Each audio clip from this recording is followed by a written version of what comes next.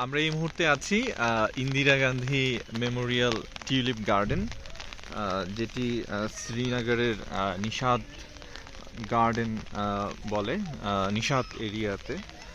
এবং আমরা দেখতে পাচ্ছি খুব সুন্দর ইয়েলো, রেড, নানান রঙের টিউলিপ ফুল।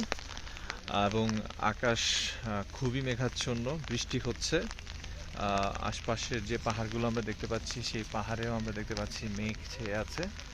টিউলিপ গার্ডেন খুব দ্রুত বন্ধ হয়ে যাবে, 1 থেকে 2 দিনের ভেতর। আমরা আরেকটু স্পষ্টভাবে দেখার চেষ্টা করি। টিউলিপ কাশ্মীরের অন্যতম এবং বড় আকর্ষণ পর্যটকদের কাছে। এবং আমরা সেই টিউলিপ গার্ডেন এখন দেখছি, যেটি কিনা খুব শীঘ্রই বন্ধ হয়ে যাবে পর্যটকদের জন্য। আমরা কাশ্মীরে এসেই বৃষ্টির সম্মুখীন। বৃষ্টি যেন আমাদের ছেড়ে যেতে চাচ্ছে না, আমাদের যেন বৃষ্টি একদমই ছাড়ছে না। আমরা আবারও ভিডিওতে হাজির হব টিউলিপ গার্ডেন নিয়ে।